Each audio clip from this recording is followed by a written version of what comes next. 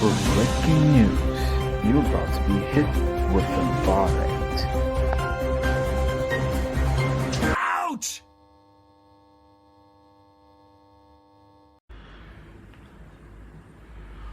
Welcome everybody to the Varet, the whole Varet, nothing but the Varet. You have myself, Big Don, and on my left we have Mr. Harvey, or should we go with Michael Clayton? Michael. Eh? My name's Michael. Michael? Yeah, Michael. It's my real name. My government name. My mom gave me that name, Don. Yo, mama. Gotta use that. Like Don said, my name's Michael. Second name Clayton. Like, you know that guy, what's his name? First name Charlie. Last name Wilson. That's how I got it. It's Michael Clayton. My mother was a gigolo. Yeah, she was supposed to be an old player, Zoom days, you know, Zoom Xanadu type of a thing. So I'm an old school Durbanite boy. And this is our very first podcast, I believe.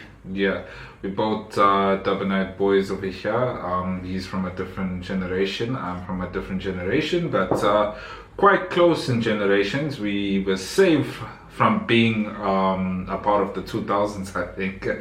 Very true. Very true. Yeah, our parents met us just in time. But anyway, guys, we are here. Like we said, we're talking about government names, which brings us back to the government. And things is really happening in South Africa, guys.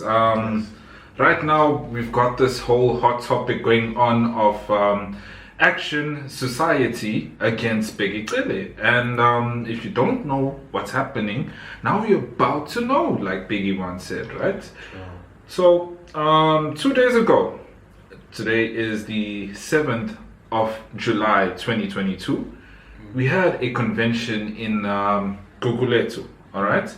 It's a big convention that went down, and we saw some people of big names and power and stature in South Africa, one being Bheki Cele, our police commissioner in the country, actually lost it, my man. He lost it. He lost it, man. He lost his shit. I mean, it took me back to, do you remember? So Julius, I was scared of fuck all. yeah, so I think if we put a little bit of foundation to this story, like you said, it happened on Tuesday, and yes, Bheki Cele had a whole meltdown, but there's layers to this, there's levels to this entire story.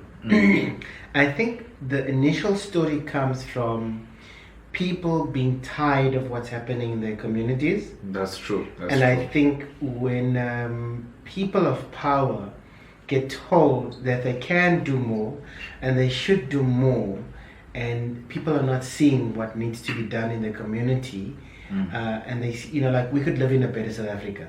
Yeah, very true.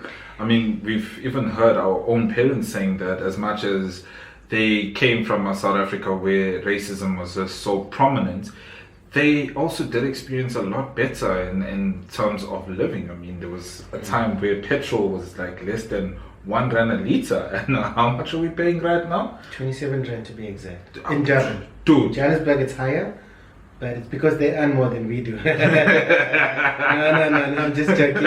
I know it's more or less the same. But I agree with you, Don. You know, times were different then. And look, I don't want to 100% discredit Bheki Cele. But the reason I want to tell you I don't want to 100% discredit him, I understand he's got an enormous job to fulfill. And at the same time, he cannot be everywhere at the same time. He's not God. But as a public figure, and as a minister that holds a high position in the country, I personally expected much more from him than for him to pull out the race card. So I want to give you the full context in a nutshell in the story. So what's nice about the story, in the bottom we've linked the actual video. So if you're interested in that, please go to the bio on Anchor. Tomorrow this video will be on YouTube, and tomorrow as well, it will be on Spotify. Correct me if I'm wrong. Yeah, that's correct. So That's all 100%. you simply need to do to support us is please go onto Spotify, subscribe to the Varet, like Don said, the truth, the whole truth, and nothing but the truth. We want to bring you content that's happening, stuff that's trending, but most of all, we want to give accurate information.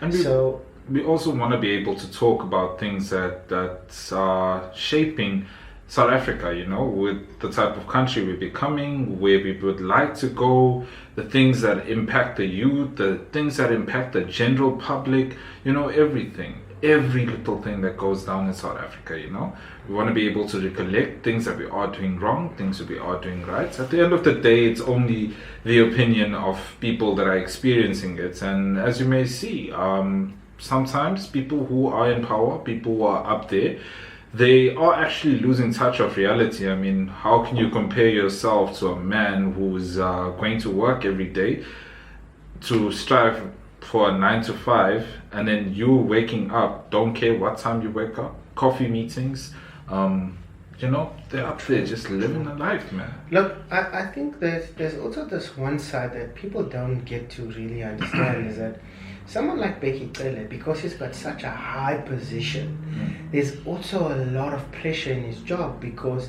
he might not work that 9 to 5 like you mentioned, but the amount of expectation from us to him is not being met.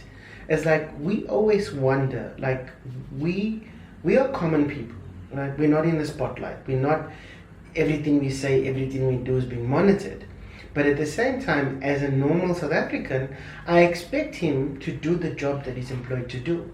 But at the same time, when society comes at him for not doing his job, I mean, look at it like this, Don, from this perspective. In 1980, in 1990, in 2000, the world was very different to what we're experiencing. So what I understood from the story, because we did a bit of research before we came on air. That's very true. We don't speak it if it's not about it. True. And the thing is, we want to give accurate information. But here's the thing. With him born in the time he was born, he had to fight for survival. Of course. He was exiled according to him. And at the same time, he almost died according to what we've watched and we've seen. Yeah. But that was a different time. Now let's take a young Bheki Cele, our age, going through the stuff we're going through now. It's very different. Because the stuff that society is struggling with today is very different from being exiled in the 1960s, 70s, or whenever he was exiled, or whenever he fought for the freedom of those South Africans. The problem is, then and now are two different times. And what he experienced then is not what our current youngsters are experiencing now. Hence, this young man, his name is Ian Cameron. He's the one who started this whole massive protest on the internet and also on live television. So what's nice, like we mentioned a minute ago, we've linked that video in the bio so you guys can watch it to confirm what we've just discovered. The shocking part about what we witnessed is, here's a young man, he works for Action Society. Action Society, I'm just going to just tell us a little bit about who Action Society is, so you can get to know just a nutshell about who they are.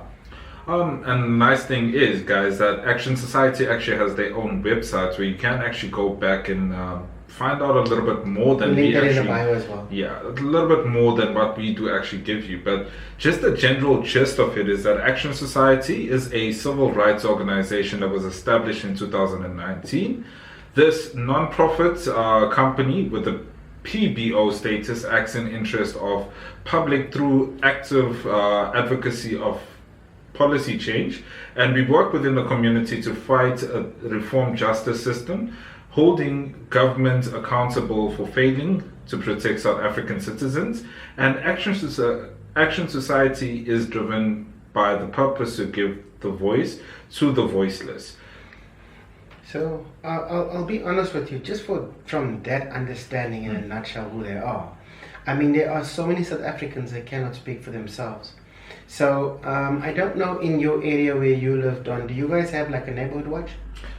Yeah, and that's a very interesting topic that you pulled out there. I actually wanted to actually bring that up a little bit later in the talk, because like I've been a part of that neighborhood watch, Cedric, and amazing. Yeah.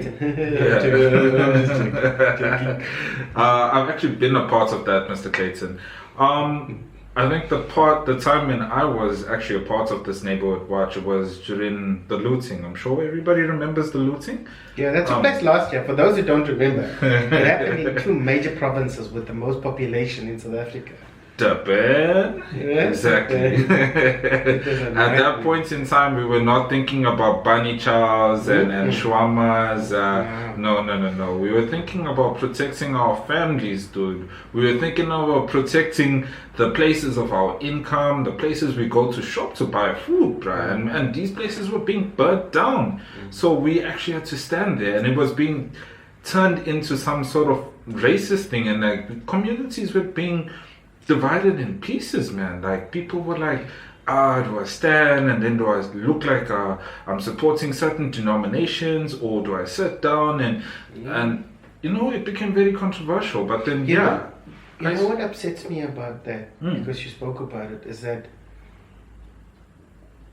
where was Bheki Cele when that was going on? Dude. Now look, I'm not saying it's his fault. Yeah, it's not. But I want to say, I do know we have good police in our country. That's very true. And I just want you to understand, I'm not discrediting Bheki. But what I do want to touch on about his manner in which he handled the situation when he was going through it.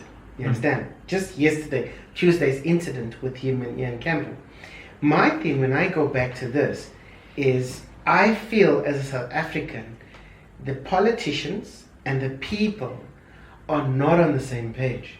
And that's one thing that people need to start looking at when we start speaking about people like Bheki Cele. Bheki Cele has crossed the line of being just a police commissioner.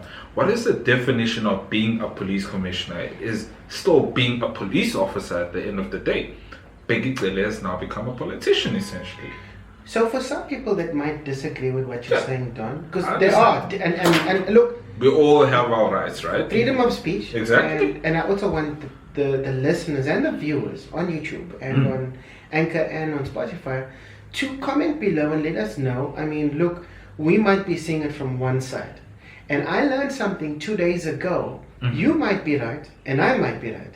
But it depends on which view I'm looking at it. Exactly, I know. So I could look from the left, looking in, and you could be looking from the right, looking at the same place. Do you know what I'm saying? Yeah. But you're coming from a space where I get you talking about a year ago we're angry, we want to protect our homes and our families. Exactly. But we also want to protect our food security. Exactly. And the thing is, I remember there was a couple of guys in our area that were caught, and we couldn't take them to the police station because the police station was overwhelmed with the amount of people they needed to assist.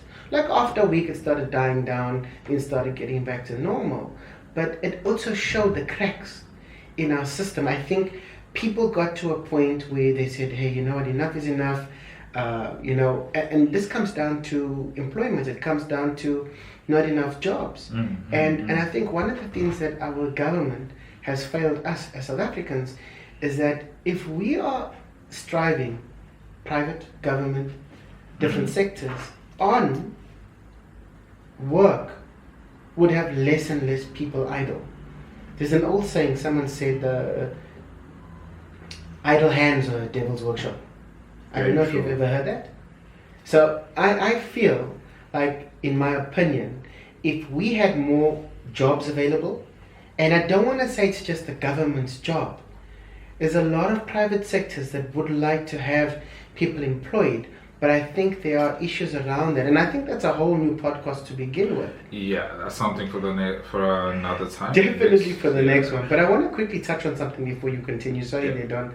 Tensions boil over in Gugulethu during Minister Bheki Cele's Let's Solve Crime visit. Now, what I understand from this article, and this you can find on IOL. Remember, everything that we talk about in the podcast, you'll find in the link below. I'm going to link the whole article, because I'm not going to be able to get through it on the whole podcast. Yeah, of course. But according to the residents in Gugulethu, Khayelitsha, this falls under the Western Cape, and it falls under the jurisdiction of the Western Cape government. So I understand that the Western Cape government is run by the DA. Correct me if I'm wrong. That's very correct, yeah.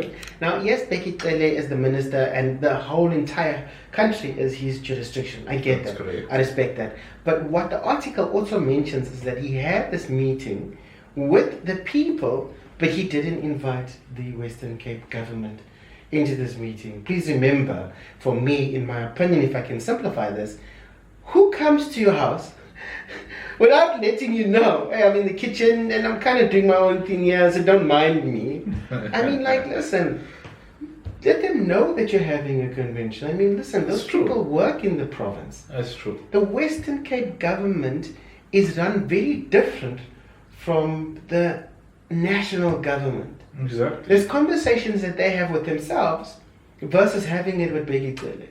If that makes sense. Essentially, it's put it in another way. Bheki Cele and his team, they literally went to a school, had a meeting with the kids, and excluded the teachers and principals. And the parents. Don,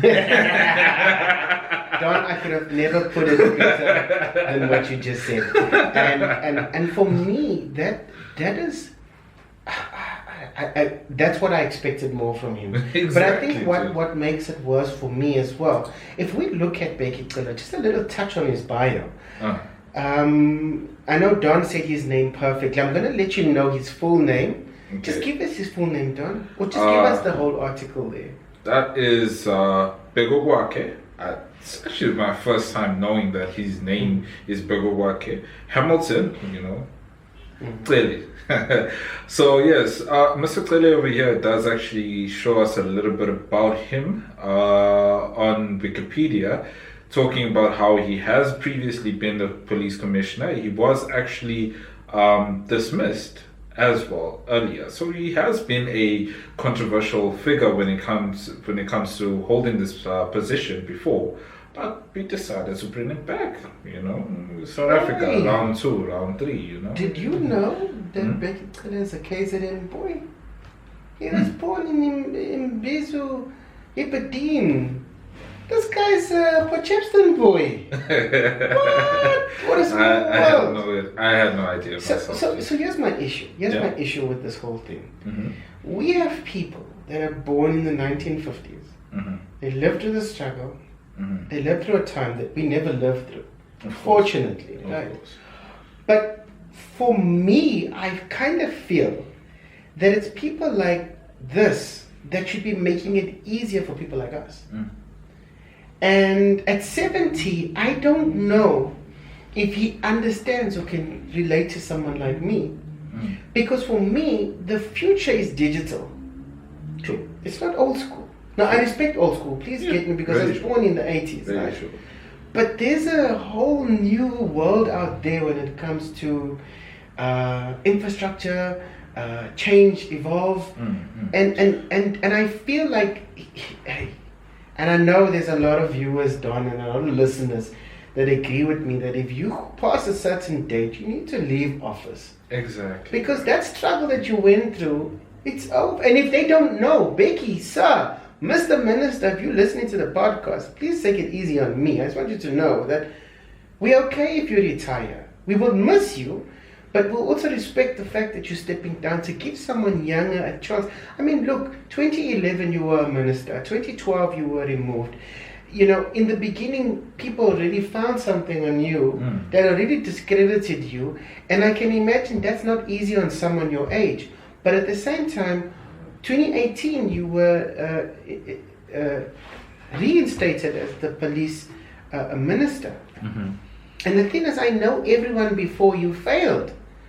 Just correct me if I'm wrong. Was Bheki Cele the first guy to say shoot to kill, or was that someone else? Am I getting them confused? Actually, I think it was more or less... he was more or less the first person to publicize it so much. Yeah, because I think I remember there was a year... I was actually in high school at that point in time, and it did actually scare the criminals to a certain degree. But remember what happened after that. There was so much of police brutality reported throughout the whole country. It became a little bit of lawlessness. Exactly, dude.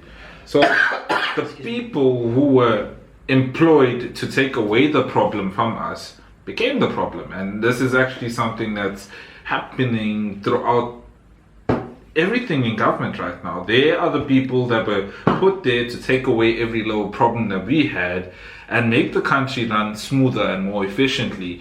but everything is becoming more and more difficult. I mean, you think about it as a South African, what's become easier? What has become more efficient in the last 10 years? I mean, after the World Cup, in all honesty, what has really improved in South Africa? I mean, we can't speak about our roads improving. There are potholes bigger than me, and I'm a big guy. So for all our listeners on Anchor and Spotify, we've linked our very first this video to YouTube, so you can kind of see what we look like. I mean, look, we're not the most handsome, and we kind of both taken. So I'm married, Don's married. We are in committed relationships, and I think there's a lot of love there. So please, if you're a young woman and you're looking at us and you think we're a tall glass of drink you from morning till evening, nope, sorry. But I also wanted to mention something that I just read now on the laptop, is that Action Society is taking Bheki Cele to court. Now, again, if you guys don't know what we're talking about, we've linked the video, and I think what we'll do a minute from now, we'll play it so you can hear this meltdown, because this is what it's about. I am a normal South African, right? True. I pay my taxes, I do my stuff. I have to say that for the sake of the video. But at the same time... Tax season. That's in February, Don. It's over. But there's an element here of where you hold such a high position. I don't expect you to have an outburst like that. So let's do this. Let's listen to this segment quickly. This is just on the outburst. And at the same time, what we'll do is we're going to play the two parts. So one, we're going to play the part where Ian Cameron mentions his speech and what he's disappointed in. And I think this is where it's crucial. I think for me, this is how I feel, and I don't know if you feel the same. There needs to be a conversation between young and old. And at the same time, if you're young, if you get told from someone older, you must be able to take it. You know, positive criticism. Of course. And then I also feel, from a young perspective, if a young person has the right standards, right models, and the right grounding, and it's a positive conversation to someone older, if they can give it, they must take it. That's very Because I feel there's room on both sides for growth. Let's say Bheki Cele stood up and said to Ian Cameron, "Young man, you are wrong," and give him the reasons why he's wrong. Then Ian Cameron must be able to take it.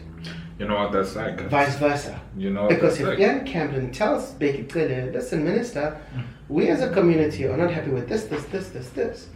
Can we address it with you?" Because I think that's important for us to understand what we need to do. So let's quickly play those two clips together, and then we're going to come back after that, and we're going to discuss it further on. And then basically that will be it. Okay? So that you got to put that first segment. And I'm tired of the excuses, and I'm tired of you making this a political thing. None of these people tonight, when they see their neighbors being slaughtered on the streets, worry about your nonsense comments about the Constitution and about devolution. They worry about surviving, sir.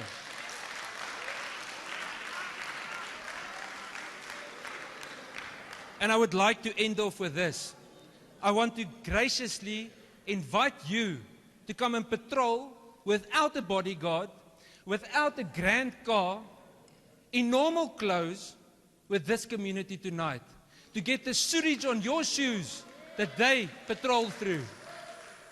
You have a problem, Mr. Minister, because you are removed from reality that the rest of us face. But the minister hit back. And I'm not going to take any nonsense of somebody who regards me as a garden boy today, because you regard me as a garden boy. You come here, shut up! Shut up! Shut up! I sat here, I listened to you. I sat here, I listened to you talking nonsense. Listen, it's your time to listen. Sit down and listen, young man. Cele says he's not opposed